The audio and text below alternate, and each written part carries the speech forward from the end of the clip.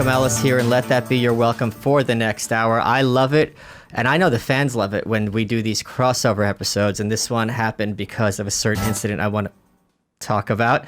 We've got with us the G in Gas Digital, Louis J. Gomez, co-host of Legion of Skanks, co-host of Real Ass Podcast, co-host of Believe You Me with Michael Bisping, also Skankfest this weekend. Hell yeah. Which I have just now decided I'm attending. You have to. I mean, I'm coming. Yeah, I wasn't invited. You're first of all, you're invited to everything involving our world. This is a problem with fucking.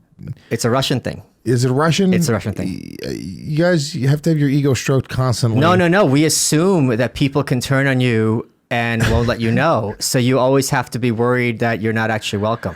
Okay, that's psychotic. Despite the name of the that's show. Psychotic. Well, that's how I was raised, and it's in my DNA. Well, you're obviously very welcome, and you're going to see when you come out to Skankfest this weekend. You're going to be Saturday. You're going to be a celebrity. You're going to see. You're going to be. I know you're bringing a date, which is crazy. You're out of your mind. Why? Get your dick sucked at Skankfest, Malice. Thanks for blowing up my spot. What? Well, I mean, I didn't think we were going to be talking about this. What? Is it really? What's Skankfest like? Sell it to the audience. Skankfest. Well, first of all, it's sold out. They can't come. Okay. So none of you come plebs. next year, possibly, if you guys get ahead of it. It's just maybe I'll be asked to perform. We would love to have you perform. Apparently not. Yeah. You have the same way of showing love as my family by completely not mentioning anything to me.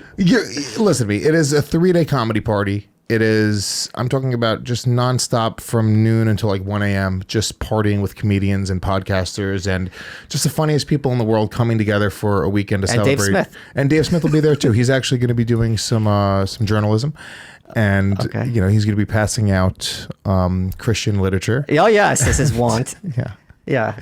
Trying to save some babies. Yeah. Listen to me. If you don't like abortion, don't come to Skankfest because there's going to be a lot of it this weekend. It is an abortion made into a festival. Yeah, it really is. And but it's great. I mean, we have David Tell this year, Gilbert Gottfried, Michael Che, Jake the Snake Roberts. Jake the Snake? Jake the Snake's coming. Ron Bennington, Robert Kelly. I mean, obviously the Legion of Skanks. Anthony Cumia show is going to be there. I mean, we have... Cumia's going to be there? Cumia's coming out. He's doing a live Cumia show. No one tells me anything. Yeah. It's really, there's 150 performers and it is 3 full days, all day Friday, all day Saturday, all day Sunday in one venue. 4 different stages. Awesome. It all happens on top of each other. It's crazy, dude. Okay. It's a lot of fun. I should have, maybe I'll go. Wait a minute. I don't need to get tickets. I can go whenever I want. You can go. You can walk in. You're Michael fucking Malice, baby boy. Yeah. Okay. I'm going to do this. What am I doing? I'll bring my friend on Friday also. My friend Steph. One of the things I always enjoy about you is how much you share being a dad on social media. You take your son a lot of trips. What's been your favorite place to go with James? Oh, for sure. Puerto Rico. We just went. It's incredible. What about it? I mean, the weather, obviously, the food. I'm half Puerto Rican, so just sharing some of our culture, I think is, it's important for him. I never really grew up with any culture, so having him experience it now and, me being able to give him a little something that I didn't have, I think it's important. Okay. So what I want to talk to you about is, as you know, my book came out last month. I do know that. And one of the points I make in my book is the evangelical left won't let anyone escape their clutches. And you are someone who's not particularly political. You're interested in culture and comedy and things like that, but you're not, politics isn't your beat like it is Dave's. And you have now seen for yourself that even you, who just tries to make jokes and make people be an entertainer, make people laugh, you are feeling the burn. And I want to talk about, I know you discussed it on Skanks, but the whole situation with Milo, with the creek and the cave, you guys had to move, and how that got set up and how that made you feel. Yeah, I mean, it's very strange because, you sort of watch it and you hear it happening and you kind of watch it from an outside perspective. And I had never been put into the category of this guy is a Nazi before. And it's funny because you go like, okay, well, I watch it from this perspective. You go, okay, well, if you're categorizing me as a Nazi, for making some dumb jokes and saying things that I'm quote unquote not supposed to, which is what comedy and in general art that I've always enjoyed. But can I also say, if there's one thing Nazis were known for, it's their sense of humor and their jokes. Of course. When I think Nazi, I think, is this thing on? And Germans in general, they're just like a laugh a minute. I know. Very, very lighthearted people. The whole culture, honestly, just really... just one-liners. We got Zazinga. Just lighthearted. Yeah. But they... it's so they sort of categorize anybody who doesn't agree with their ideology, even people who don't have ideology per se or political ideology, as this, and they put you in this category. And just from a strategic standpoint, if I'm on their side and I'm a leader, I'm going, guys, we're losing this battle because we're just pushing everybody onto the other side. You're creating this sort of culture war, and you have young people who are impressionable, who don't have personalities. When I was 16, I liked Marilyn Manson and I wore fucking eyeliner, and it's just because that was the group that I decided to be a part of. Now you have kids that are, because everyone's so politically minded and everyone's living online, now they're sort of going into these like political groups, and you're creating these young white guys who are like, well, I haven't done anything wrong in my life. I like people. I think we should all like each other. You're like, well, you're a Nazi because you're white and you laugh at this type of comedy. Eventually these guys throw their arms up in the air and go, all right, fine, dude, I'm a Nazi. And that's how you create the Proud Boys. And that's literally what you're talking about. It's like you create this group where it kind of becomes a joke, but then at one point you go, well, no, fuck you, dude. If you're going to show up and punch me, I'm going to punch you back. And now you're having a legitimate physical confrontation over shit that's like, dude, people were joking in the beginning of all this, but I don't want to just blame people on the left, because it's not people on the left. It's not people that have, that are considered liberal. My son's mother is very liberal, very much a feminist. Okay. It is this hardcore evangelical, as you call it, portion, which is also has the loudest voice and wants to speak for everybody.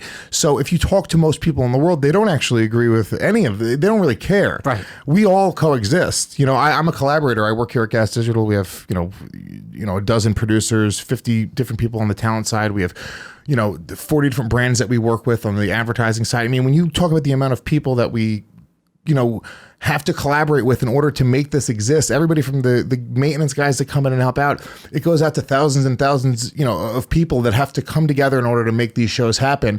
So I'm good at collaborating with people, and none of us give a fuck about each other's political things. We're all trying to make money. We're all trying to go to work. We're all trying to create. We're all trying to become a better version of ourselves. Most people, 99% of the people in the world are. But then we get this thing where we move online and everyone it all goes away. And you forget the fact that you're collaborating with this other guy who is a different culture, different religion, different political background, maybe pro-life, whatever it is. And it doesn't matter. And that should be the more tangible thing. But for some reason, there's a shift right now where the online shit is becoming more tangible and more important to people, which is very strange to me. Yeah, one of the points, there's this old joke about how a conservative is a liberal who's been mugged. And there was a corollary to that, which is a liberal is a conservative who's been arrested, right? And now there's a third corollary, which is I'm going to have a better way of phrasing this, and then everyone's going to start quoting it and getting it a little bit wrong, which is a red-pilled person is a Puerto Rican who's been called a Nazi. But it's, at a certain point, when someone is calling you a Nazi with a straight face, because they're not joking. That's the thing. It's not like, we joke about Dave Smith being a moderate when he's actually far left. Right. But to call you with a straight face and believe that you are spreading not just Nazis, but like white supremacy. Right. At a certain point, you're like, okay, this person, what's your reaction to that when you realize this person's not kidding? And that's how they perceive me. It doesn't really matter until they get in my face and say something. It doesn't, because words online. But it did matter, because that show that was supposed to be at your home had to move. So that matters. It had to move anyway. There was other people. Her telling Anthony Cumia that he couldn't come in. Gavin, even though I personally, me and Gavin have had I'm not a big fan of Gavin's for personal reasons, shit that he's done, like, conversations we've had, but it's nothing to do with this for her to say that Gavin can't come in. It's all this like political stuff. And I understand she's got pressure and she's running. I am definitely very much every ounce of me is a businessman at this point. Like I look at business, and I'm a partner with her. She's a partner in Depraved Laughter, which is the production company that runs Skankfest. We work on many projects together. She co-produced my comedy special. She co-produced Dave Smith's comedy special. Rebecca is a friend and a business partner. And with one of her businesses, The Creek and the Cave, she has opted for a different route for marketing her business. And there's nothing personal with that. I didn't have to move. Rebecca never said you have to move. No, you had to move that night. There were threats of violence. So let's break this down. No, we didn't have to move that night. Milo said, I will come on a different night. We could have done the show, and we could have stood our ground, right? And we could have done, what I actually watch what happens with the Proud Boys, right? Legion of Skanks could have said, all right, Milo, don't come in. We're not even going to tell people that Milo aren't coming in. Please fucking come out. Let's see what happens. Let's see if the New York Antifa people actually have the balls to come and fucking do something. throw a milkshake at Big J or Dave Smith. Big J loves his milkshakes. What's going to happen? To be fair, he'll just catch it in his mouth. Yeah, it's like a fucking. It's like the Cookie Monster, and it's all over his shirt. Yeah, it's like popcorn. Just it's like Pac-Man. But what's going to happen there is we're going to end up getting into a fist fight. We're going to end up getting into some sort of physical altercation, and now we're on video fighting these Antifa guys, and the story is going to be, Nazi podcast clashes with Antifa, and you're like, you just created that. Nazi podcast involved with physical violence. That's how right. Yeah, exactly. It would be exactly. And you go like, well, you just created that. It's very funny. So we opted to move it because number one, Milo said, hey, I'm not trying to like create a thing. You guys shouldn't have announced me. You obviously didn't know what was going to happen here. And we really didn't. Dave didn't have an idea that this was going to happen? Not on this level. Nobody did. Okay. Nobody did. I didn't. If I did, I wouldn't. I wanted to get the show off at the creek. Yeah. Okay. I wasn't like, there's no part of me that's like, oh, fuck, I'd rather move it. I'm afraid. Like, no, I'm like, I don't give a shit, dude. It would be crazy for them to come out and throw a milkshake. We also have like, an insane amount of fans there. It would just turn into a fucking thing. And these guys are all pussies. These aren't tough people. The people that I watch in those, Unite the Right and Antifa clash videos, they're all pussies. They're not, none of them know how to fight. None of them are tough. None of them are actual fucking. Some of those Unite the Right guys know how to fight. They're fucking ex-military. Oh, yeah, but no. A few of them do. A handful of them do. But did you never see Moldy Locks? No, I didn't. This girl with these dreadlocks got into some big dude's face. And he fucking laid her out, and her dreadlocks, white girl with dreadlocks, went everywhere, and they called her Moldy Locks. Yeah, but that doesn't prove that he knows how to fight. Well, he knows how to land that one fist. He knows how to land a chick. You had one, I forgot who I'm talking to, Mr. Bisbing Jr. here. You had your one fight, and now you're fucking Chuck Liddell. Well, I'm just saying, it's not like these are people that know how to like really like throw down. So it's just, you sort of look at it, and I didn't want to end up letting that happen. Okay. So yeah, we moved it, but saying we had to move it is a weird way to put it. I wouldn't say, oh my God, well, they pushed us out of our thing. No, we didn't have to. We could still be at the Crick and Cave doing our show. That night, Rebecca specifically said, I would prefer it if you guys did it at the studio because it's bringing me a lot of shit. Of course. And I was like, well, no, I can't let some open mic horseshit comics dictate where I'm doing my show. I can't do it. And she was like, all right, well, it is what it is. So that was sort of the narrative. And then, I know Ari went on Joe Rogan's podcast and he said that we were already planning on moving. No, we had talked to the Stand for months about the possibility of working with them. They were trying to court us. But this is the absolute truth. If Rebecca just said, after that happened, if she didn't go on Facebook and, have this whole diatribe and sort of like, securing her position as like, I'm not letting these guys like Milo in my club, we would have felt very obligated to be loyal to her. If she would have said, hey, you know what? These are Legionist Gangsters, my friends. They're great people. They book who they want. I drew a line with my performers where they can say and book whoever they want on their shows. If you don't like it, you don't like it. I would have had to be loyal. I'm loyal as a dog. There's no way. I could have never left the creek till fucking death. I would have had to stay there until we fucking died. But the way it all played out, it was like, okay, well, they made the decision easy because we had talked to the Stand and we had talked about possibly doing it. And we knew that it wasn't the right venue for us. But this is all business. And I look at that and the bigger point there is like, Rebecca has the right to run her business however she wants to run it. She's not... When you talk to Rebecca as the person, she has different views on a lot of things. Me and her see very differently. We see eye to eye on a lot of things. People are very nuanced. And I think we want to put people into just one of two categories these days. And it's fucking crazy. If you talk to most people, they have so many different views that are all over the place. And even themselves, they sort of want to simplify themselves and they go, well, I'm this. Sure. And once I'm no longer 17 years old, once I no longer have to wear eyeliner and a Marilyn Manson t-shirt to be a part of a group and define who I am, and I have real ideas and I have family and I have businesses and I own property and I have all these things that, mean something. Well, at that point, that should sort of stand for who I am. But it's going. I don't know why it's going.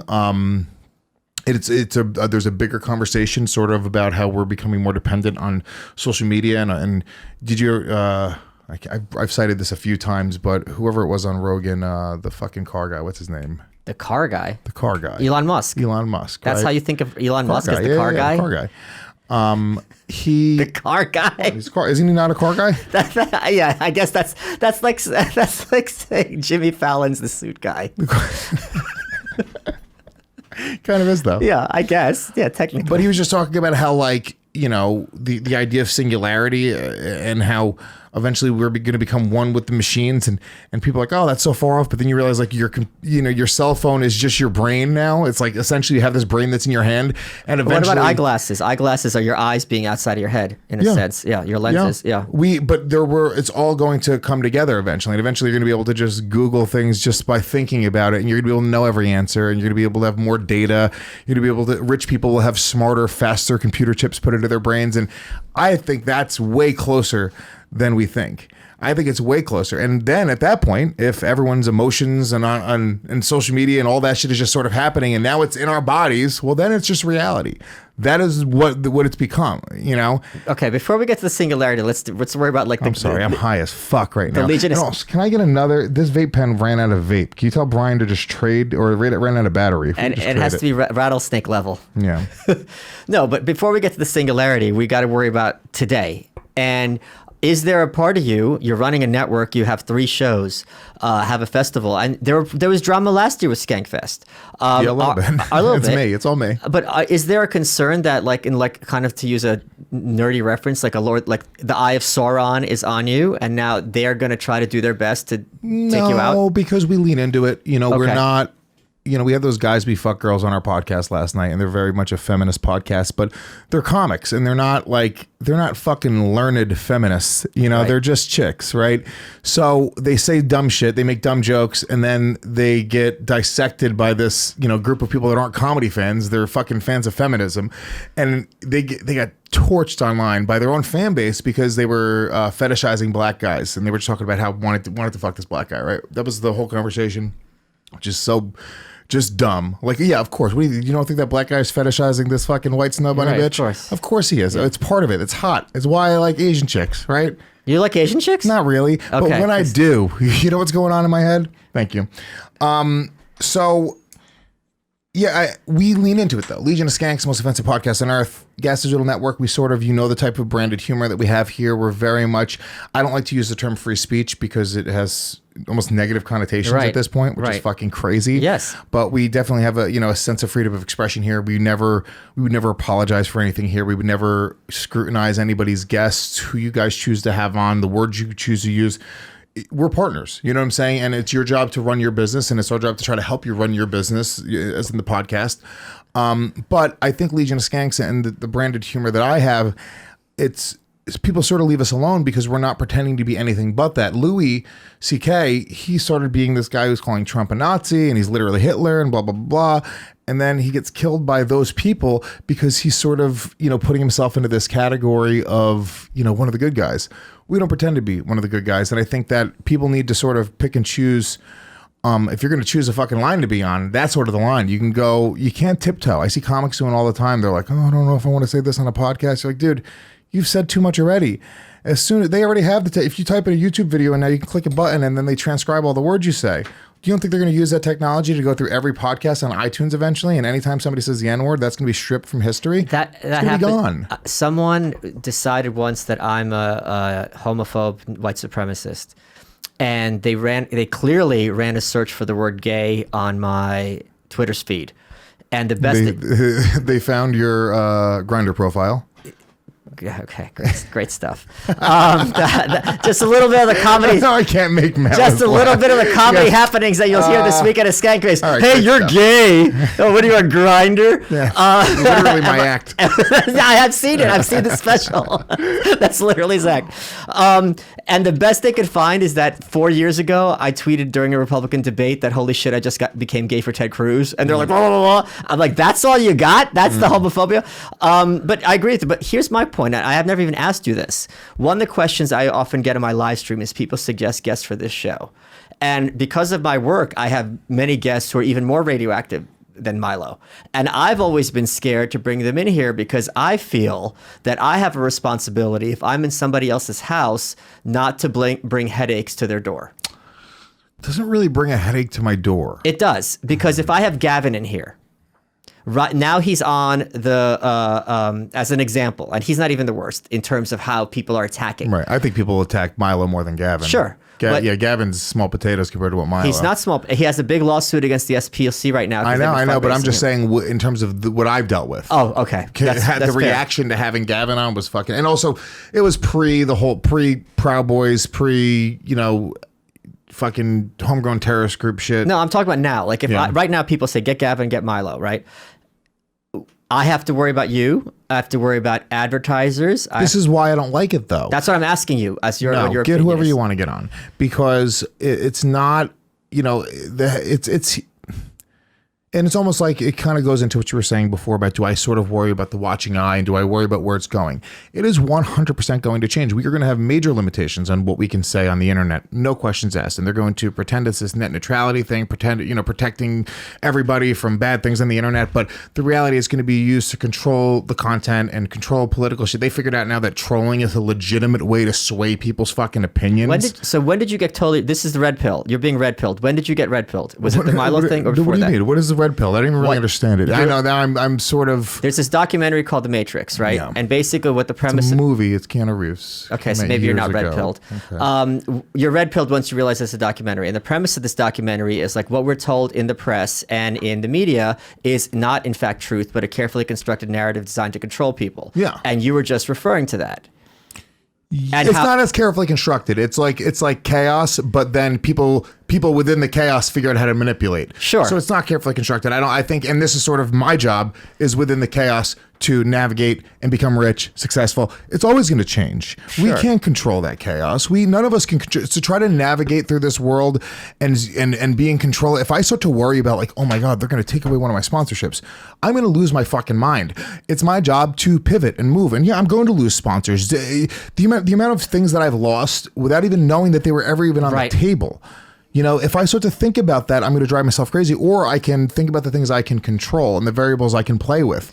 And I can become very, very, very successful within this chaos. And I think everybody, if we all sort of said, hey, how can we control what's in front of us? Be good people, not hurt people, not take away from other people, respect everybody's rights, raise children the right way, just overall sort of these natural things that are sort of understood and don't even need to really be said.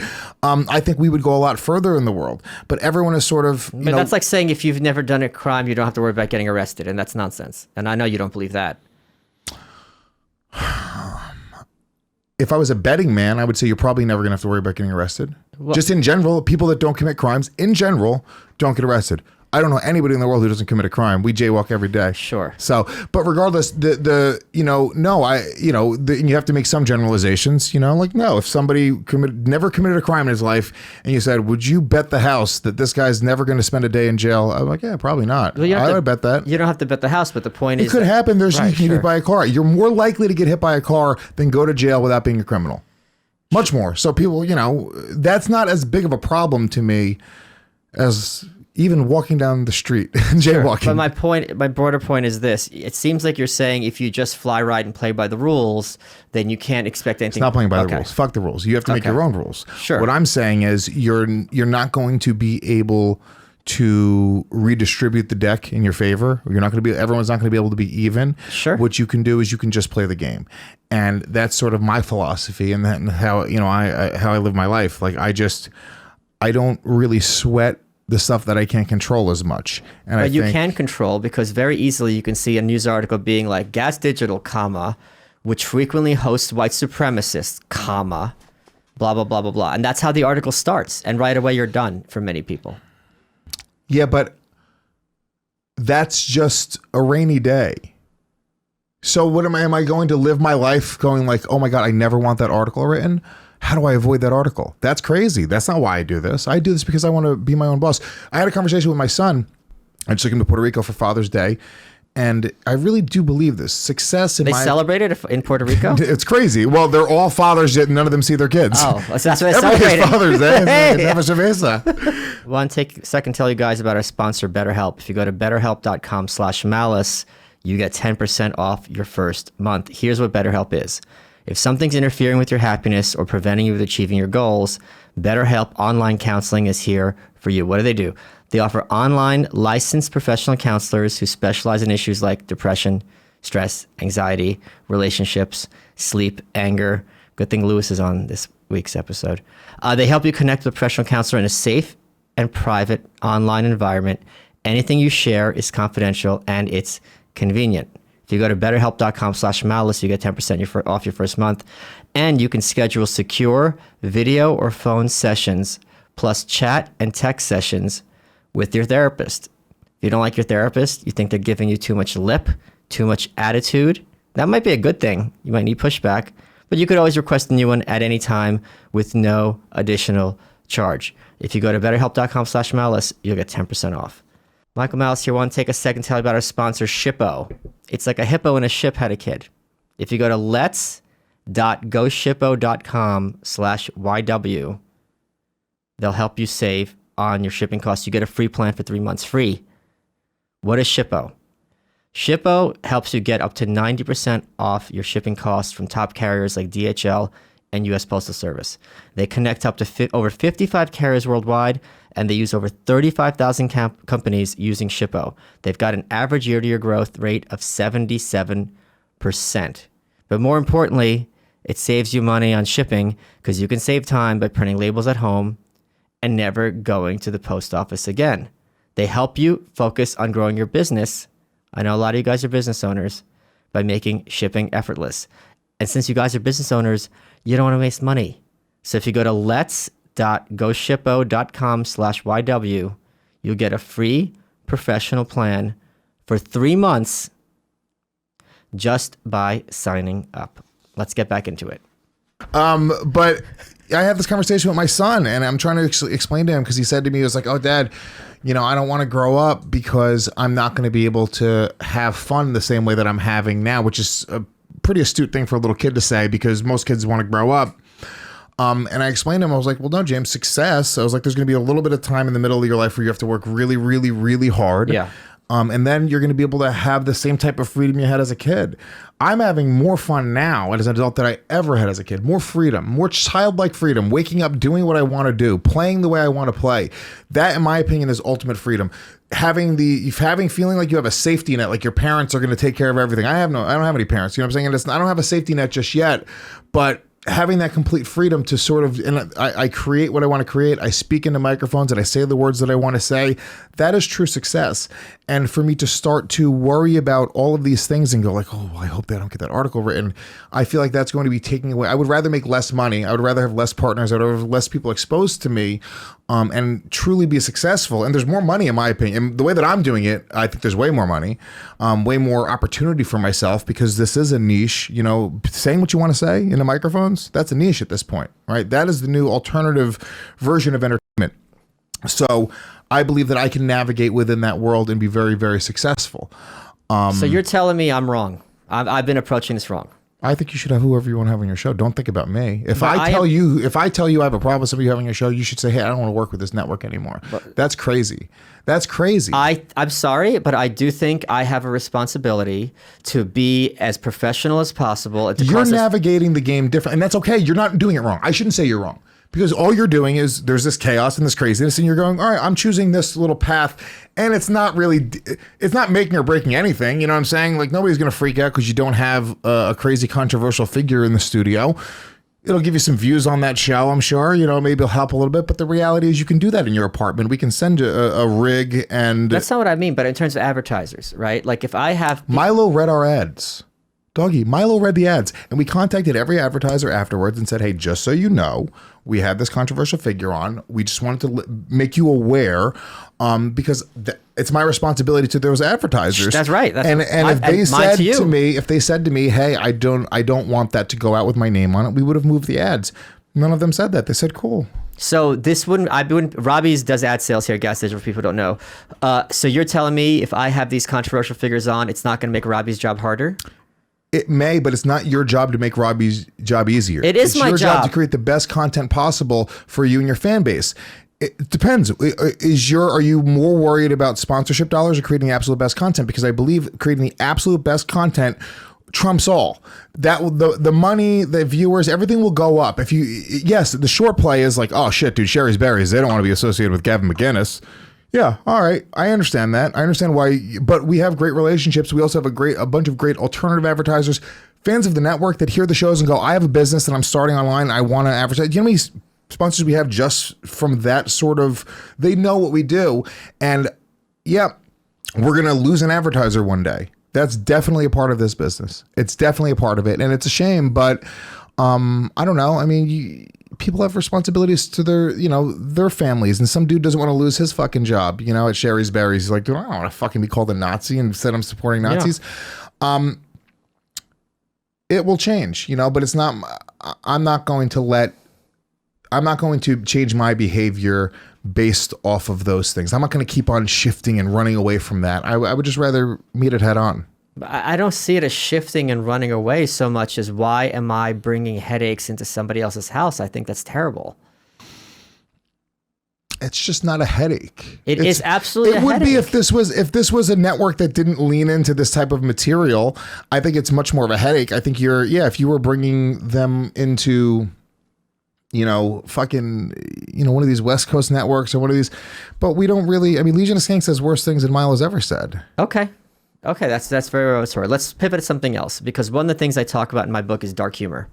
And I watched the roast of Big J, and people made jokes about you and your dad. Your dad was stabbed to death. And they're making jokes about this to your face. This is obviously an extremely traumatic event in your life, right? How do you reconcile these jokes with, like, if I had a painful event and someone makes a joke about it, like, I guess I can handle the joke, but it's still going to not feel nice. I mean, as I've gotten older, you realize that, even jokes, they imprint on your subconscious. You know what I'm saying? So somebody makes a joke about fucking whatever it is, right? You being gay, like whatever it is. Was that a joke earlier? Because it didn't land. But regardless, whether you perceive it or how I'm saying it, like, it does imprint, and, your subconscious doesn't differentiate sarcasm. It just sort of lands where it lands, right? Yeah. So for me to logically say no, that there is absolutely no, nothing that like affects me in any negative way or any way that I feel when people make those jokes, it's a net positive for me. Okay. Right. So the people, in my opinion, number one, we're making people laugh. I'm using something that's traumatic for me to create something that's extremely, extremely positive. People go home, that power of, that energy of people laughing together and then walking out, just being in a better mood. They give another $1 to a homeless guy that they wouldn't have given that night. I'm telling you, it's like this kinetic thing that just, people take it with them. You know what I'm saying? And I believe that is way more valuable than the little bit of like, oh, that guy made fun of my dad being dead. Like, I've had to make my own peace with those things having nothing to do with jokes. And comedy is very therapeutic in the sense that you're exploring a topic and you're looking for something positive and funny within that dark topic. So just the idea of, if I were to go to a psychologist and talk about my dad's death, we sort of break it down and go through it and what does that mean and blah, blah, blah. And then with comedy writing, it's a different type of therapy where you're looking for like, well, try to look at this, examine it. Now try to find something funny. Now try to find something common that everybody can all connect with based off of this. So they're all going to laugh at the same time. That, that process is really, it's therapeutic. This is the best way to put it. Now, having other people say it, you sign up for it. And I think that it's a test in having a thick skin. And in the beginning, maybe, we do these podcasts, we fucking tear into each other. But what I'm saying is, in that moment, is it something that stings, or are you able to laugh? No, I'm laughing. Oh, so it doesn't affect laughing. you. Okay. Aaron Berg dressed up as my father in a roast battle we did. You could probably even find that if you want to show. Oh my God. He literally dressed up with a knife sticking out of his head. Was it? Oh my God. And he roasted me. We roast battled each other. He was my father. And he did a Mexican accent, like a hack Mexican accent, and it was hysterical, and it was funny. There wasn't 1 second of me, that was like, oh my God, at all, like not even at all.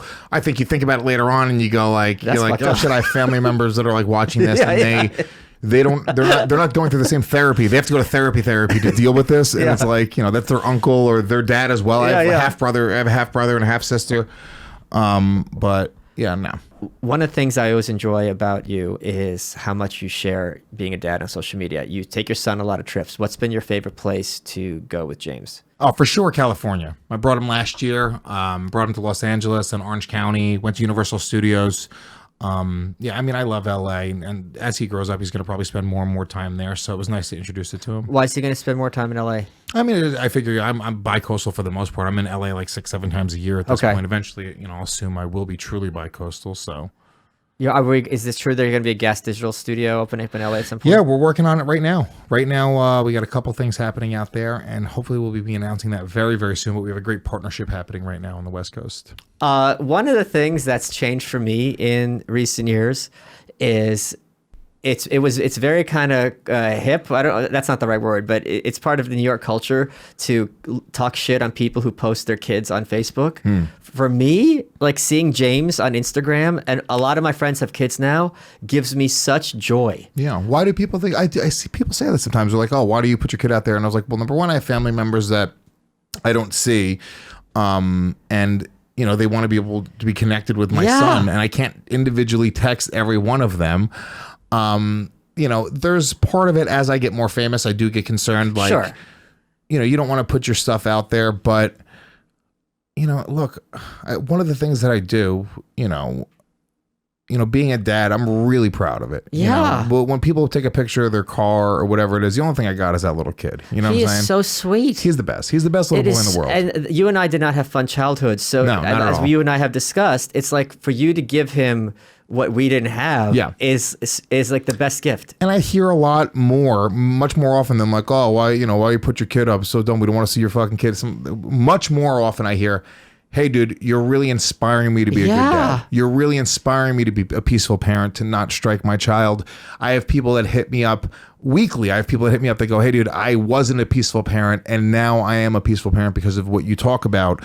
It's one of the only good humanitarian things that I think I do, which is inspire some shitheads to not hit their kids. I talk about it. It's a little obnoxious. I get preachy. I think it's not ideal when you're trying to build a comedy audience, but I do feel like that's one of the responsibilities we have. Is if you have a kid, you can create a good person, and I'm just trying to do that with my kid. I really am. Like me, we talked about this when you were on You're Welcome when I was on Compound Media, but I want to talk about it again because one of the things me and Dave point out is for most people, when you hear about anarchism right away, it's like, hey, you're crazy.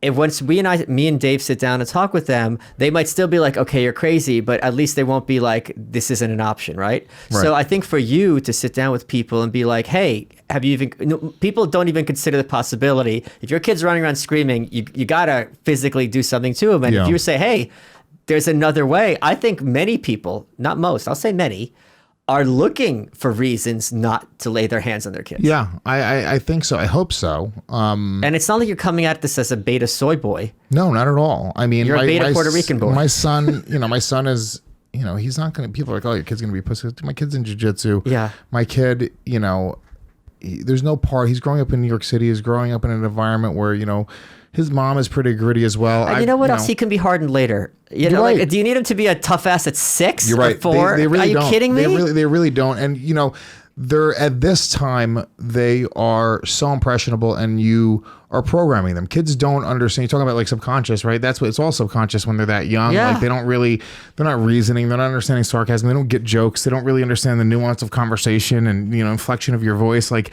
it's really meat and fucking potatoes. These kids kind of understand, do this, don't do that. And you can sort of program them, for, a very inhumane way to put it, to communicate, to talk, to have a conversation when they want something my son whines sometimes. It's annoying. He starts whining, sure. and I say to him, James, I was like, why are you whining? What are you doing? I was like, what you can get, you're going to get me to give you something faster without whining. Why wouldn't you just ask? And then you see it said, and he logically, he goes, oh, you're right, Dad. I'm sorry. I love you. And then he asks but it's the same, my mom would have been like, shut the fuck, I'll give you something to whine about. Are you fucking crazy? That aggressive, even if she's not hitting or striking, that level of aggression, I think that's almost the go-to with parents because they know it's a quick way to get them to shut up. And I'm having to use more words and it's more time. But in my opinion, it's more worth it because my kid's not going to fucking have memories of me hitting him. But more importantly, as you're saying, I'm realizing he's not going to have those adrenaline spikes. Yes. And those agreed. adrenaline spikes I'm going to use this word very loosely, but it applies, is a bit traumatic because then you have this any moment you have to be in fight or fright. Yeah. Whereas your son, I'm sure maybe in school there's some instances, but when he's with you, he feels safe. Yes. He doesn't have to worry that at any moment you're going to switch, Yep. which you had to experience, which I had to experience. course. And that is, I think, a lot psychologically healthier, that if things do get crazy, he'd be like, all right, this is crazy, but I'm not going to panic. Yeah, I know what's going on here. Yeah. And yeah, you're much more, you're just thinking in a much more logical way. You're trying to put pieces together. You're trying to, just trying to connect the dots instead of not even understand why you're not allowed to do what you're doing. Like, I explained to my son why. It takes a little bit more time. That's all it does. But in my opinion, like, I'm way happier. Like, the way when I'm with my son, I'm literally as happy as I ever am, and it's because I know that I have to control these urges, and it happens once in a while. Dude, I lost my temper on this trip. There's a guy we were on the bus on the way back from this little excursion thing we did. The guy was like just being drunk and really shitty to his chick. So I ended up getting into a thing with the guy. But it's like, the lesson there for my son is like, oh yeah, if you see some guy bullying his girlfriend, step up and say something. Don't be the guy on the bus who just watches people get bullied or people, be hurt. So, I sort of broke my rule. Like I try to avoid confrontation in front of my son because I know I will let myself get out of control. But it ended up being okay. We didn't get into like a physical thing, but it got a little heated for a minute. I know what I could do. I could have a radioactive guest like every month, once a month. And not announce who it is, and just have a radiation symbol like I did with Faith Goldie, which I had no feedback, no negative feedback from that. Nobody cares. People care. Lewis, I wrote a book on this shit. If you just jump off of Twitter for a minute? Well, I'd be homeless. But where would I get shaving soaps from? But do you get what I'm saying? Like, do people care, or do they only care on Reddit and Twitter? They care, and they only. Does it affect you? Look, a light just came on over your head. You realize I'm right. That's not what that means. That's not what that is. That's the yellow. It's fear. Is that what that is? Yes. You guys have different lights. Yes. We're bringing in production values here. But do they care when you go to the supermarket? Do people go, you had Faith Goldie on? I can't believe it. No. Here, take your eggs, but don't fucking come back here. No. I have had. You got 8 tweets probably. It wasn't even a lot. No, I had no backlash from Faith. Okay. But my point is, my other concern is I have had a guest who's like, I'm not going to do your show because you had Cernovich on. And I'm like, are you fucking, but that I was It's your fine job with. to navigate that as well. So it depends on what you want to do. So you have to look at the marketing of your show. Do you want to have a show that's considered a haven for alt-right fucking whatever? Legion of Saints, they sort of put us in that thing. But my reaction is like, all right, we have 415 episodes. 3 guests you guys can point to as quote unquote problematic. What about the other 400 guests? Fuck right. faces. No, you're right. No, mostly it's liberal comedians. Actually, right. It's most of the time fucking people. So, and you sort of shine that light and you laugh at it. And I am very guilty of engaging. You get into the back and forth and the volley, and then it's like it's very easy to like just get caught into that trap. But most times you just don't engage. If it's silly, most real logical people look at it and go, "Oh, that's fucking silly," and they read into it for 1 second. No, you're right. This is making a lot of sense, and also, yeah, the book is done. Okay, things are falling into place. Okay, many things have grown clear to my understanding, which is a great quote. What has been then the biggest headache in terms of like politics and culture while growing Gas Digital? Is it how boring Dave is? Honestly, dude, I don't hear him drone on and on. It's a goddamn nightmare. It's like a chainsaw. A chainsaw with impotence. Jesus Christ. No, they're really. It's not about social or political culture that the issue is right now.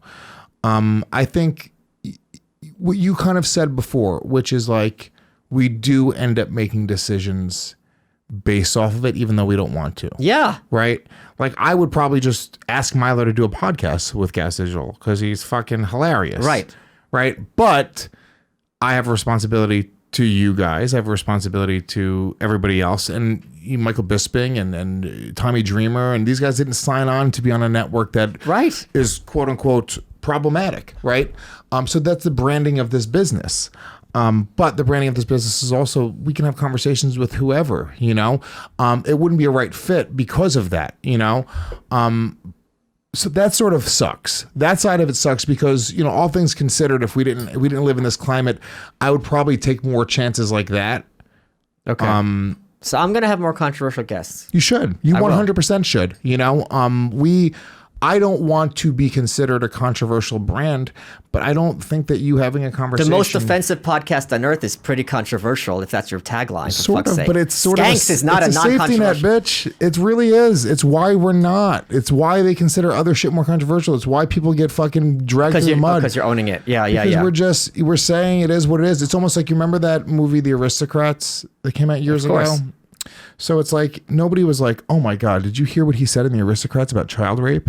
It's like, no, the whole joke, the whole movie is about creating the most fucked up things you can say within that joke. And we have a show that's essentially a version of The Aristocrats that we do every single week, where we just try to say the most fucked up things and outlandish things. And sometimes it's funny and sometimes it's not. And you could go under a microscope and take out clips of us saying the N-word and nobody laughing, and it looks really bad, right? But you know, we don't live by those guidelines, and because we're not really held to that standard. And the lesson there is everyone should just say the N-word more. Okay.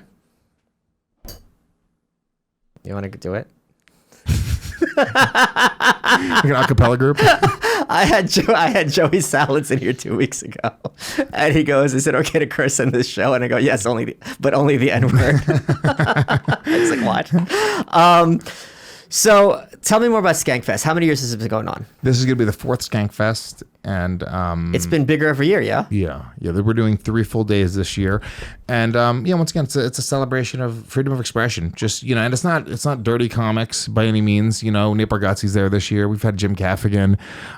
We have had so many different clean comedians, but it's comedians that. But what's the physical layout? It's an old Polish catering hall. Okay. Brooklyn Bazaar. And the top floor is a rock club. The middle floor is this big giant ballroom. The basement is like this cool alternative-y type lounge thing. And then there's another showroom that fits like 130 people, smaller showroom downstairs as well. So there's just every 45 minutes or so, there's a new show starting in a different area. Okay. So you could just pop in and see multiple things. But is there a place to like hang out also? Yeah, of course. Okay. Yeah, there's bar areas. There's everything. Oh, and I got backstage. You got backstage access. Oh, yeah. Wow. This is going to be great. It's another level. Like on Grindr. Yeah. Which is an app I apparently use. Yes, it is. You got these jokes. You got it. These 2016 jokes. 2016. It's like 2006. Talking about. Who is the person you're most excited is going to be at Skankfest this year? We have a couple special guests that we can't announce. Oh, you'll tell me off the air. Yeah, I'll tell you off air. Yeah, I mean, I'm excited for everybody, dude. I'm here. I'm more excited for the young comics that look at this like it's their fucking vacation. You know, that's a cool thing for me. Like we do. You know, we do these cool gift bags. Shannon's putting together these gift bags for the artists. I saw. So Shannon, who is, this is going to sound mean. I don't mean to sound mean. I mean it regarding this specific. There's a mug right there. Coffee. Oh.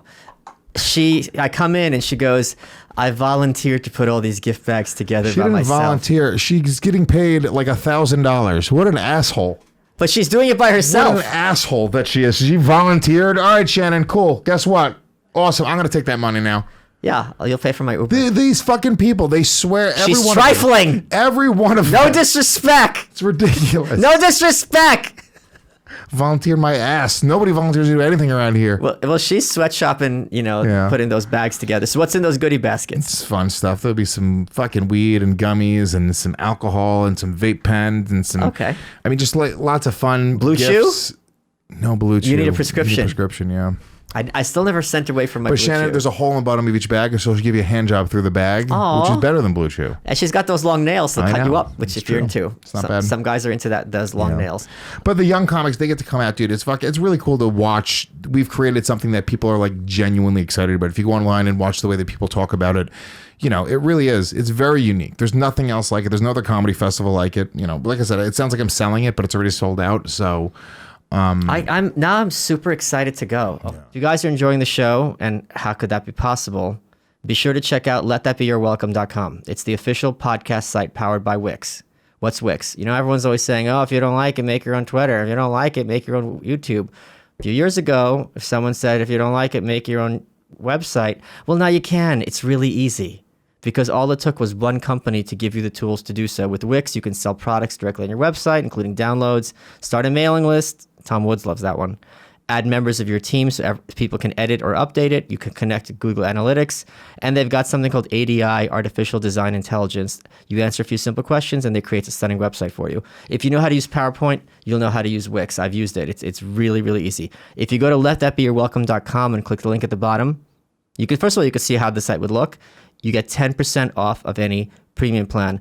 Over 150 million people have built their website using Wix.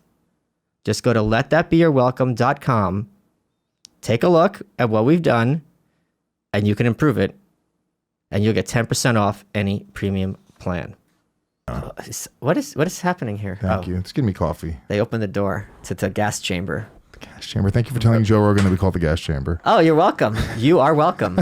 We fucked up. We got a few minutes left. Why? I got permission from Ralph to call it the gas chamber. I know. You'd have to tell the world on the biggest podcast in the world that we call our studio the gas chamber. You were 5 minutes ago. You're like, bring in all the Nazis. It's fine. Oh, but don't make a joke. What the fuck is it? They don't know. It's Rogan's audience. They're like babies. They don't understand. It's only babies get the gas too. They didn't discriminate. Wait, that annoyed you, honestly? No, I'm kidding. Oh, okay. I'm joking. Oh, what'd you think of me on Rogan? You killed it. Did you kill it enjoy every it? time. You're awesome. That was fun. Were you nervous doing it by yourself? No, because I'd already done it with Legion of Skanks, and it's also like it's one of the only things that I'm ready for. Right. You know, like sitting down in front of a microphone and talking, I can just do it, whether you like me or not. You know, it's something that I do a lot. So it's where I'm most comfortable. I'm more comfortable at this point podcasting than I am doing stand up or I'm doing anything. Your stand up is so fucking funny. And now that I don't have to kiss your ass. I told you this in private. Of course. The reason I loved it is it's such a mindfuck to me. Like I know people who are MMA fighters, right? You talk to them, they're like regular dudes, and then you forget that they go in this cage and they can kill you with their bare hands and they break a sweat, right? Yeah. So I hang out with you, I talk to you, it's a fun conversation. I don't think of you as, holy shit, this guy's really fucking talented. Then you go on stage with the mic and it's like, oh my God, it's just boom, boom, boom, boom, boom. Yeah. It was so fucking solid. Well, thank you. That was a backhanded compliment, but it's not a problem. How is that a backhanded compliment? He's like, I hang out with you in life. You're just not funny, but... No, you're not talented. Talented, sorry. You're funny to have conversations with. I just don't find you talented. But then you get on stage, you're like, oh my God, whoever wrote this material and read it out loud to him phonetically is amazingly talented. Well, that's the other thing. Stand-up's way easier than podcasting. Essentially, No, it's not. It's Being weird. a performer, well, they're different. It's hard to be quick on the mic. It's one skill. I'm but honing a joke.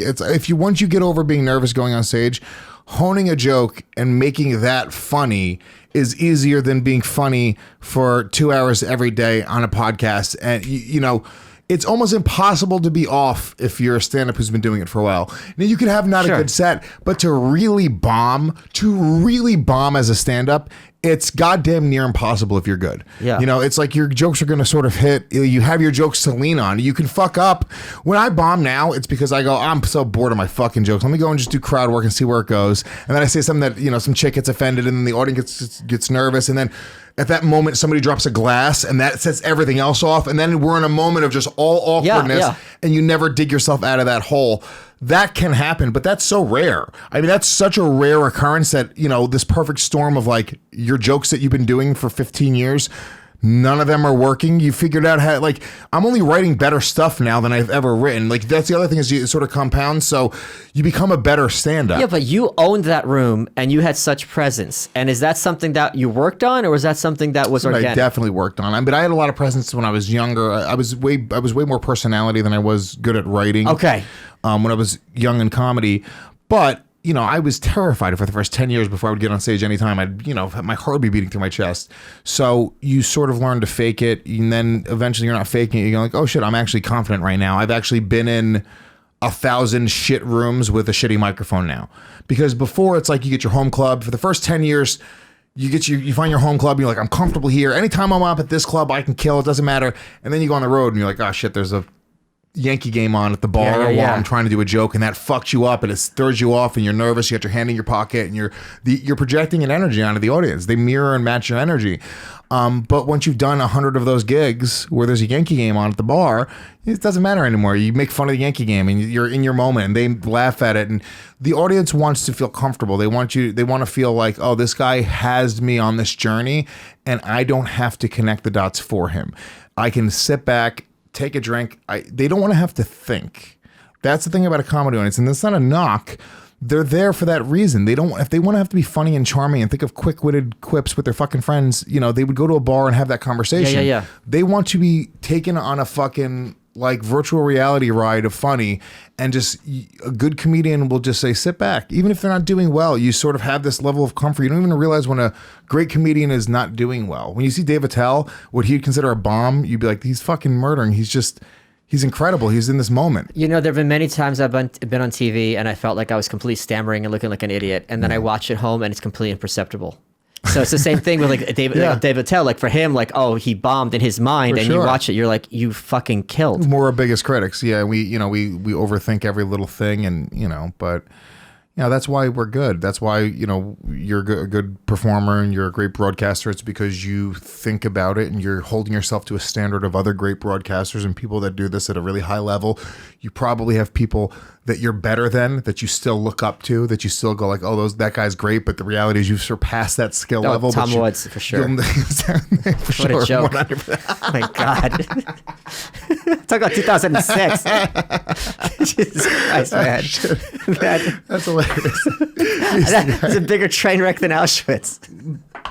Yeah, it's Wait, so you did Tom's show? I did Tom's show. So that was very cool. Tell me about that. And then you texted me that you wanted to do a book based on that episode. It was which I didn't listen to. I'm sorry. Listen to it. It was a good episode. It was just sort of like I just talked sort of about. He just asked the right questions. He really did. He asked certain questions that I felt like this was the story that eventually, I want to tell, which is just sort of like my background. These little things that have sort of happened in my life that have, helped me develop, whether it's business philosophy, being a comedian, my sense of humor,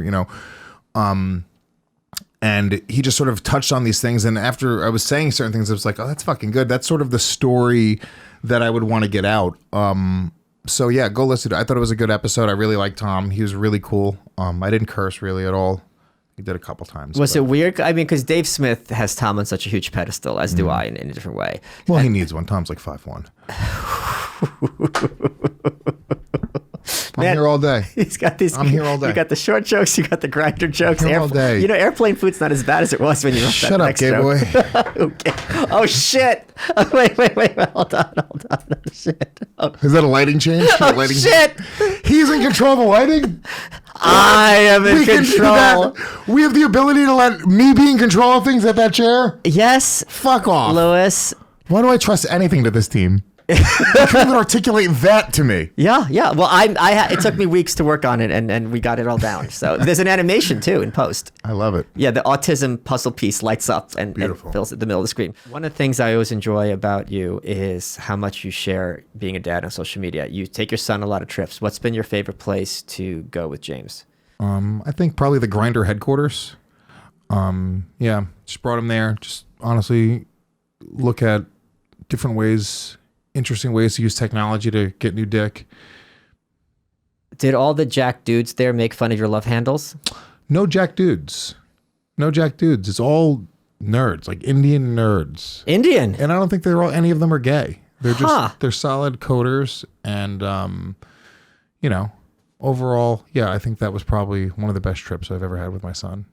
No. So, I mean, Dave talked about, I'm sure Dave has brought him up many times in Just Gags, whatever, and so forth. So you met him at Compound when I was there with him. Yeah. And doing the show, was it weird for you knowing that Dave's like, oh my God? No. I don't know, man. I don't really, there's no dudes that I sort of put on a pedestal. I just don't, it's a weird thing. I get turned off by really famous people. Well, like a J-Lo or something? Like, yeah, I would just want, like, I got it. I was in Derek Jeter's, like, private VIP booth in Vegas once. Sal Volcano from the Impractical Jokers. Yeah. We're going to the same time. He's a fucking man, right? But he's going to be there. Yeah, he'll be there. I get to meet Wait, Sal. No, Sal's not there. Is Murr? He's the one who's most like me. None of the Jokers are there this year. Damn it. On tour. Not even Quinn. I was so uncomfortable around all these like famous people and just watching the people hang on famous people. And then I'm going like, oh, I mean, like, I'm just one of them now. Like, I'm standing there with these people hanging on. My blue check is meaningless. Ugh, I hate it, dude. So I literally, I just want to go hang out with fucking just I'd rather smoke a joint with some stranger in the parking lot than hang out in Derek Jeter's with. And that's not me trying to sound cool. I swear on everything in the fucking world, I would rather meet a stranger that fucking just wants to smoke a joint. It's more earnest. It's more laid back. Dude, I can't. You have to be on in that room. Ugh. You have to be on. It. Yeah. And it's one of the reasons why I have to choose my own path. Look, if I was good in those situations where I sit down with the industry or a famous person and I could pitch, I got invited to fucking, who's it, Keenan Ivory Wayne's mansion to pitch a cartoon that I wrote. He saw a piece of it and he liked it. I saw that. The one that was animated. Superhero one? Yeah, I saw that. And I mean, dude, I'm just not good. I'm so uncomfortable and clunky in those things. If this was just some fucking dude, I could have pitched it with my heart out. We could have just, it's a weird thing. And it's not a cool thing. It's literally why I have to be my own boss and create my own opportunities. Because when I'm quote unquote the alpha, right? I'm way more comfortable. And when I have another person that I have to sort of like, whatever it is, whatever I have to play that game where I have to like be subservient or whatever it is, I end up feeling very uncomfortable and I would just rather remove myself. And, it's... That's so cute. The point is, Tom Woods, it's Sure. not like I was like, I know Dave like looks up to him in a very, very big way, but he's a dude who does what I do. He broadcasts and he does it in a different category. And, I'm happy to sit down and have a conversation with people that do it at a high level. So I didn't really have much expectations for what it was. I just knew not to curse. Okay. It's not to curse. I mean, so if you could, this is going to be a stupid question, but I'm going to ask it anyway. If you could sit down and have a conversation with anybody, who would it be? That's a great question, actually. It's not a bad question. I can sit down and just do a podcast with anybody. It's podcast. We're just conversation. Real conversation or podcast. You can answer either way. I would say podcast. Okay, that would be way more interesting. That would be very interesting, yeah. I've literally never thought about it. Really? Literally never thought about it. I tried to find my dad's murderer. Oh my God. And do a podcast with him. He's still alive? He died 2 years before I just started the journey. I got all the way to the point where I found him. I found who the guy was. Was he arrested? Yeah. He spent like 12 years in jail. Oh my God. And I was going to interview him about it. And then I found out he died. That would have been really... Did he die of natural causes or was he killed in jail? No, he died natural. He got out. He was a kid. He was like a 16-year-old kid. Oh, fuck. Who murdered my dad. And yeah, I thought that would have been really interesting. It would have been a really good, just conversation. Just like, I mean, what a mind fuck. Who knows where that's going to go, right? So when people say like, oh, you'll have Milo on, it's like, I was going to have my dad's murderer on my podcast. I mean, nobody's going to say any words that's going to scare me and I wouldn't want to talk to them. But there's got to be a big part of you that's like, this kid's 16, he didn't know what the fuck this meant. Of course. I feel bad for him. I feel bad. Like, that kid. And he's dead at 28 to be dead. Wasn't raised right. Yeah. You know what I'm saying? He wasn't raised right. He was a victim himself. I guarantee he was a major victim of violence as a kid. It's why we shouldn't hit our kids. Guaranteed. That kid was a major victim of violence, 100%. Dealt with violence on a major level. To stab another man for getting into a fist fight, to go home and get a kitchen knife and stab him, something happened there. If I had to guess, his parents fucked up. If I had to guess, I don't know. Yeah. Maybe he was raised in a perfect environment and, somebody fucked up when he was a kid. Somebody dropped him. Somebody fucking hit his head on the corner of a table. There was something that happened in that little kid's life. You could pinpoint a series of moments or whatever it is, or the actual problem that enabled him to murder my father. And I don't believe it was because he was inherently an evil person. Every little kid is a baby at one point. Yeah. We just want to eat some fucking milk, suck on our mom's titty. That's it. And then us as adults, we fuck up and we destroy these kids from there. I believe it. I mean, I guess there's probably cases where people have some sort of like fucked up mental thing, but it's probably so rare, so rare where it's just they're naturally evil. This kid's fucking, maybe their parents were fucking abused in a very big way and they brought that onto their genes or whatever it is. And they're more conniving. It's not like, here's a fight, I'm going to get a knife. They're more sinister. Yes, exactly. So, that I genuinely, and I really mean it, I that would have been really great. on the non-dark side, like non-making it like just like about a really, because that's what's more interesting to me. Like everything that I've always liked has always been a little darker. I like the bad guys in pro wrestling. You know, like I had Dolph Ziggler here on the show once. I know. Did you know I was that? actually going to try to see if I can get his contact, see if he wants to do Skankfest.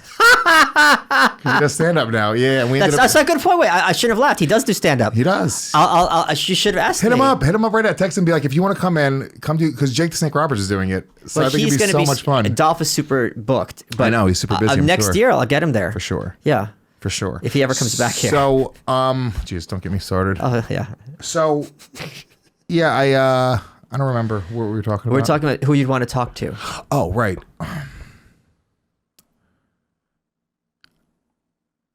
I mean, you'd want to get a real conversation. Who's like somebody like, who would you want to talk to? You tell me. Have you thought about that? It might be Trump. Might be Trump. My problem, he's just not, I don't think he'd be real. Oh, you mean on a podcast? Just a conversation, you just want to have a conversation, you know, back room, have a beer with the guy. Kim Jong-un? Yeah, you have a different agenda. Yeah. Yeah. It would probably, I mean, a lot of people who I've wanted to talk to, I have talked to. I tried to get Lady Miss Kier on, but she wouldn't do it. Yeah. But she's not doing interviews. But I mean, these are, I like the people who people haven't heard of. I'm enough a hipster. And I've got enough a good reputation that most people will sit down and chat with me. Yeah, I agree. I mean, for the most part, we've had most of the people on that we want to have on. There's a handful of guys that, you know, I just want to get on the show. I'd love to have like Dave Chappelle and Legion of Skanks, right? Dave Chappelle and Legion of Skanks would be fucking incredible. Right. It would be, but he's very shy. Chappelle doesn't give a fuck, right? Yeah. I love what Chappelle does. He's so above the horse shit. We call that guy gay on his stream. Did you see that? Yeah. Fucking great, dude. He's just hammered. He just shouldn't be live streaming with John Mayer when he's blackout drunk. Right. Just, you don't do that, but he doesn't care. He doesn't have an agent to say, like, don't do that. He's like, shut up, man. I'm Dave Chappelle. And he's above it. Didn't really deal with any backlash. Yeah, he made a fucking homophobic comment. Some people on Twitter, I'm sure there was 1,000 people on Twitter going, Dave Chappelle should have everything taken away from him. He's just above it. He's too cool for school. It just, you know, I like him a lot. I really like Dave. I'm a big fan as well. Eddie Murphy, one of my biggest influences in comedy. I think Eddie Murphy, doing a podcast with him. If these guys wouldn't let go and not give a fuck, you know, that'd be incredible. You know, just I think another one for me would be David Spade, who I really walk in his footsteps. Yeah. So we're running out of time, Lewis. What has been your favorite part of this episode? When you didn't laugh at my gay joke. When you deadpanned it. I mean, it was painful. It was pretty brutal. Because most hosts will just fake it. They'll up. This guy's silly. But not Michael Malice. If he doesn't find your fucking joke funny, he will stare into your soul and say, next, and then click a light. You are welcome.